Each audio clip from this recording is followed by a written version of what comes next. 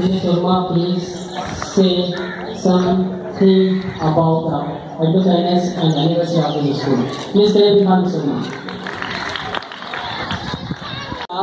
उवे वरी ते टीचर जा सिर्फ हिन इंस्टीट्यूशन की बदौलत जॾहिं and my teachers and the students, Assalamu alaikum. Today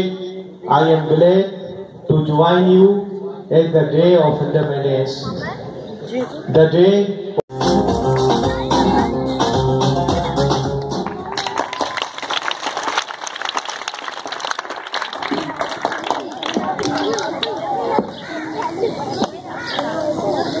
कुले सदाही को दिया जबल जिन्न लो दिया कुले सदाही को दिया जबल जिन्न लो दिया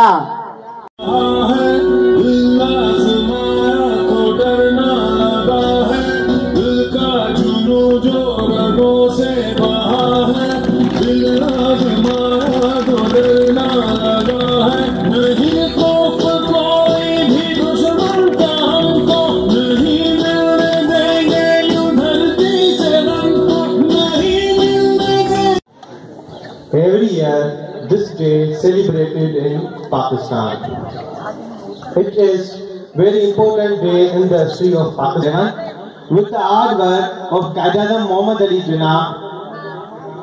every year this day celebrated in Pakistan because it has very importance. According to English calendar, we got independence on the 14th August. जी नाज़रीन ही जो असांखे मंज़र अमांखे ॾेखारींदा हलूं ही जेको आहे हिते जेको दाता चिले ते जेको आहे उनजी जेको कैंटीन आहे हिते जेको आहे रंध पचा थींदी आहे हिते जेको आहे मानी जो बंदोबस्तु बि कयो वेंदो आहे जेके हिते ज़ाइरीन अचनि था उन्हनि खे जेको आहे हिते मानी वग़ैरह बि कराई वेंदी आहे लंगर बि करायो वेंदो आहे उन सां गॾु जेको आहे हिते जेके स्कूल आहिनि उन में जेके शागिर्द पढ़नि था उन्हनि खे बि हिते जेको आहे लंगर करायो वेंदो आहे ऐं तंहिं खां अलावा हिते माना तक़रीबन जेके ॿार रिहाइश आहिनि उन्हनि खे बि हिते लंगर करायो वेंदो आहे ऐं अचो तव्हां उन हवाले सां जेके हितां जा जेके माण्हू उन सां ॻाल्हि ॿोल करियूं ज़माने में नहीं होता गुलों को चूम लेती है मोहम्मद का बदन मेला नहीं होता कभी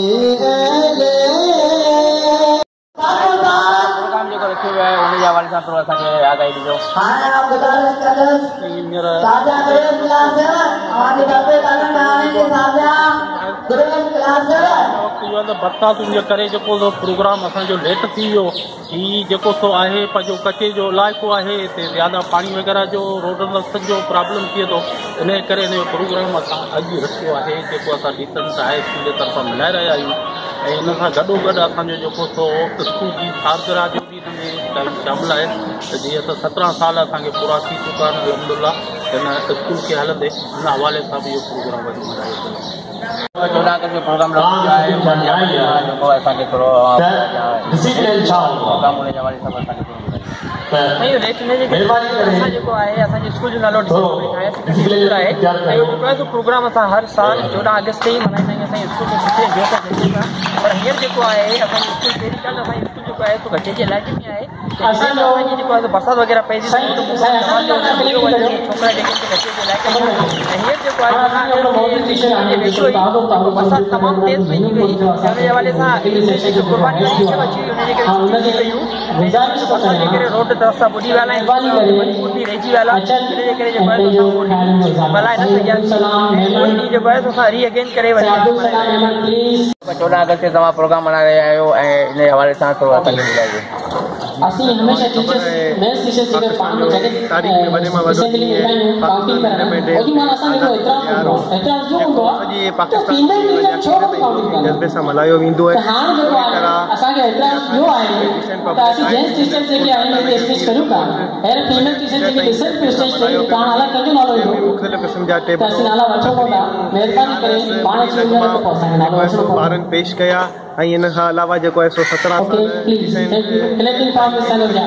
पूरा थी चुका आहिनि इन जे हवाले सां बि प्रोग्राम रखियो वियो आहे त ॿारनि खे ख़बर पए त एजुकेशन छा आहे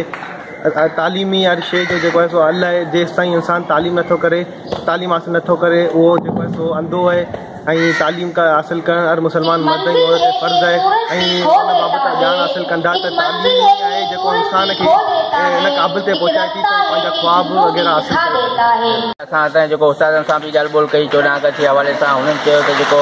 बरसाति जी वजह सां ऐं हिते जेको रोडनि ते पाणी बीहण जे करे असां जेको आहे 14 अगस्त न मल्हाए सघियासीं। उहो जेको ॾींहुं असां